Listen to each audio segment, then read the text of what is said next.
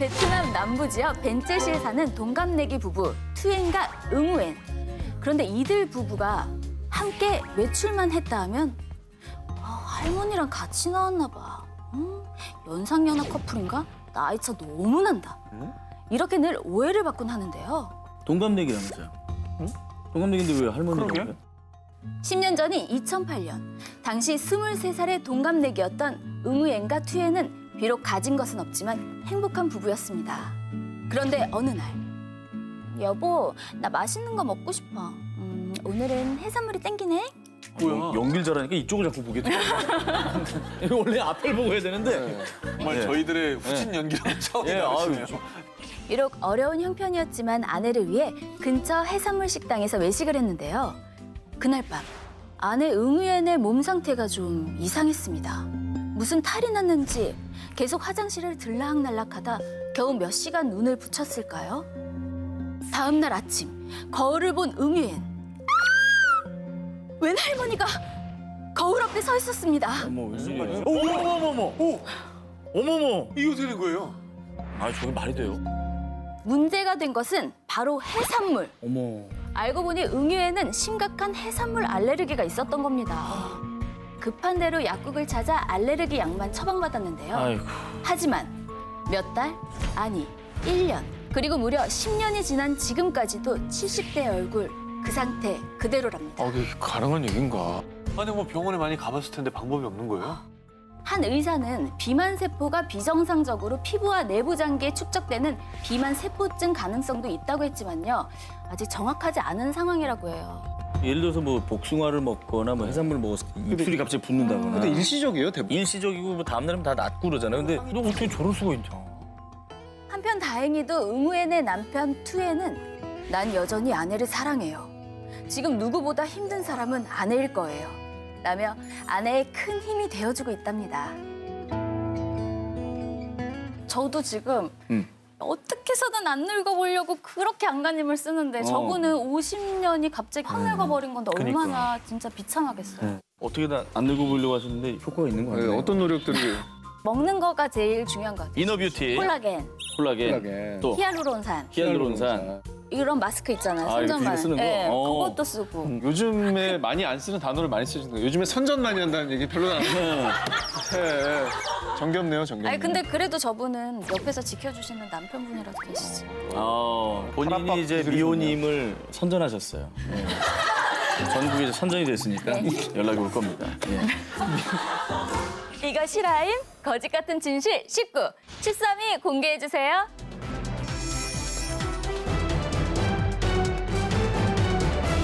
자, 만약 자신과 정말 똑같이 생긴 도플갱어가 알고 보니 피를 나눈 사이였다면 믿으시겠습니까?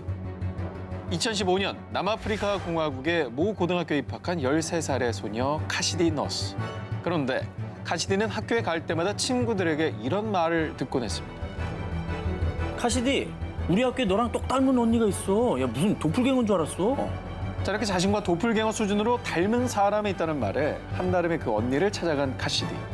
그런데 정말로 거울을 보는 것처럼 카시디와 똑 닮았던 17살의 제파니. 이 두 사람은 외모만큼이나 성격도 잘 맞아서요. 그때부터 친자매 이상으로 서로를 챙기며 우정을 키웠습니다. 얼마 뒤엔 가족에게도 소개했는데요. 그런데 제파니, 혹시 너 생일이 언제니? 저요? 4월 30일이에요. 넌 내 딸이 확실해. 뭔 소리야? 자, 사건은 1997년으로 거슬러 올라갑니다. 21년 전인 1997년 4월 28일. 예쁜 공주님을 품에 안게 된 모르네 너스 부부. 그런데 아이를 낳고 사흘째 되던 날 잠들었다가 깬 엄마 셀레스티는요. 아기가 사라진 걸 알게 됩니다. 저런. 사람들에게 수소문한 끝에 결국 한 여성이 부부의 딸을 데려간 것을 알게 됩니다. 얼마나 당황스러울까요? 그런 일이 참 정말. 그 뒤에 세 자녀를 더 낳았지만 한순간도 첫째 딸을 잊은 적이 없었고요. 매년 가족들과 어딘가에 있을 딸아이의 생일을 챙겼다고 합니다. 야. 자, 그런데 그런 딸과 너무나도 얼굴도 나이도 닮아있던 제파니. 자, 그래서 혹시나 하는 마음에 가족들은 제파니에게 동의를 구해 DNA 검사를 의뢰했습니다. 숨막히는 6주의 시간이 흐른 뒤 모르네 씨와 제파니 양의 유전자가 99.9% 일치. 와. 생물학적으로 친자 관계가 확실합니다라는 결과를 받게 된 겁니다. 재판이는 그러면 자기 부모님이 친부모가 아니라는 것도 모르고 살았다는 거 아니에요? 그럴 수 그런 좀 있죠. 사연이 있었습니다. 아, 그래요? 그래요? 제파니는 17년 동안 신생아 때 자신을 납치했던 여성을 엄마로 알고 지내왔는데요. 알고 보니 그 여성은 자신이 유산한 뒤 그 슬픔을 못 이겨 산부인과에서 제파니를 납치해 키웠다고 시인했다고 합니다. 자, 그런데 이렇게 믿을 수 없는 사연이 또 있었습니다. 2015년 미국 플로리다주 세라소타의 한 병원에 간호조무사로 취직한 신봉남 씨. 그런데 한 환자가 신봉남 씨에게 이런 말을 합니다. 선생님, 얼마 전에 한국 출신 간호조무사가 왔대. 둘이 친해지면 딱이네. 의지도 되고. 환자가 말한 한국인 출신 간호조무사는 바로 신은숙 씨.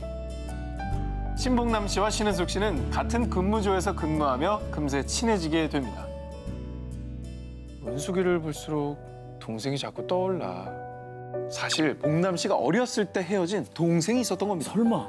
아버지가 새엄마랑 재혼을 하셨는데 계속되는 생활고에 결국 두 딸을 부산의 한 보육원에 보냈고요. 그 뒤 1976년도에 5살 동생이 먼저 입양을. 그리고 2년 뒤인 1978년 9살이던 봉남 씨도 미국으로 입양이 되었던 거죠.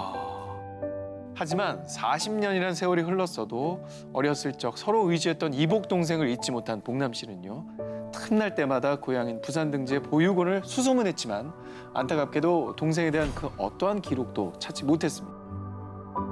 그렇게 꿈에 그리던 동생이 한국도 아닌 미국 땅에서 그것도 같은 병원 또 같은 층에 근무하는 신은숙 씨와 비슷하다는 걸 느낀 봉남 씨는 은숙 씨 이상하게 생각하지 말고 우리 유전자 검사 한번 해보는 게 어때요? 아, 진짜? 라고 부탁을 했고요. 은숙 씨도 흔쾌히 동의했습니다. 그리고 드디어 검사 결과가 나왔는데 거짓말. 두 사람은 40년 동안 그토록 찾아 헤맸던 자매가 맞았습니다. 와, 진짜. Thank you to you, Holly, for never ever gave up looking for me. 찾아보니까 프리한 기자들도 도플갱어 닮은 꼴이 꽤 많이 있었는데요. 저 이 얘기 하려고 그랬어요. 이게 얼마 전에 SNS에 올라온 세상에서 제일 잘생긴 남자 1등에 뽑힌 한국 대학생인데 저 한국 사람이에요? 한국 사람이고 저게 오상진이 아닙니다. 어떻게 저렇게 네. 닮을 수가 있어? 김하영 씨 뭐 누구 닮았다는 얘기 들은 적 있어요? 김태희 씨 아니야, 말고요. 김태희? 보급형 최재우 씨. 느낌 있다. 느낌 있다. 정말 놀라울 정도로 표정이 똑같네요. 이거 실화임? 거짓 같은 진실 19. 10위 공개합니다. 오진으로 10년간 투병한 환자. 자, 만약 뇌성마비 환자가 하루아침에 걷게 됐다면 믿으시겠습니까? 2001년 대구의 한 대학병원. 학예회 도중 쓰러진 6살 소녀가 응급실에 실려왔습니다. 소녀에게 내려진 진단은 경직성 뇌성마비. 경직성 뇌성마비는요, 뇌 이상으로 근육이 경직되어 팔다리가 뻣뻣해지는 병인데요. A양은 수차례 걸쳐 입원 치료를 받았지만 전혀 진전이 없었고요. 결국엔 아예 팔다리를 움직일 수 없는 경직성 사지마비 진단까지 내려지며 병세는 점점 더 악화됐습니다. 아, 6살인데. 어린 나이에. 조심하시죠. 그렇죠. 자, 그런데 이상하게도 A양의 마비 증세는 아침에는 괜찮다가 저녁이 되면 다시 심해졌는데요. 아빠는 그런 딸의 증상을 보며 어쩌면 뇌성 마비가 아닐 수도 있겠다라는 생각을 했고요. 치료를 위해 중국 그리고 미국까지 오고 갔습니다.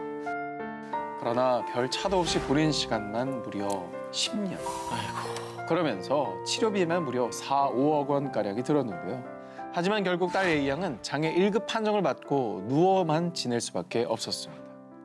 그런데 11년 뒤인 2012년 어쩌면 뇌성마비가 아닐 수도 있을 것 같아요. 서울에 있는 병원에 한번 가보시는 게. 이런 한 물리치료 선생님의 황당한 소견. 지푸라기라도 잡는 심정으로 즉시 서울에 있는 모 대학병원을 찾은 분이요. 그런데 A양의 MRI를 본 의사는 무척 의아해했습니다.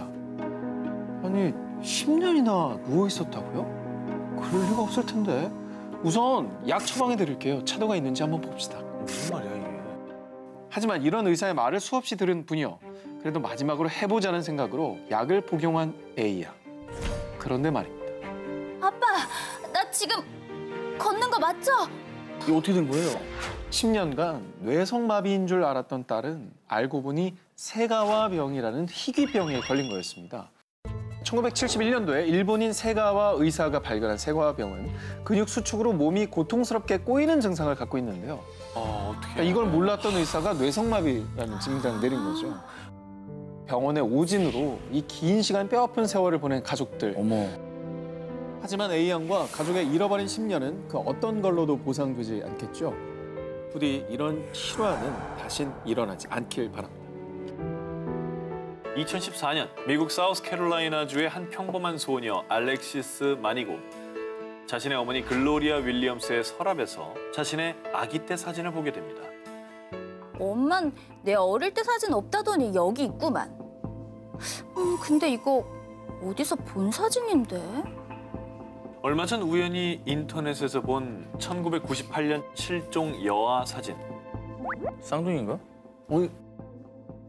그때 알렉시스는 자신이 18년 전 세간을 떠들썩하게 한 영유아 납치 사건의 피해자였음을 알게 됩니다. 큰 혼란에 휩싸인 알렉시스.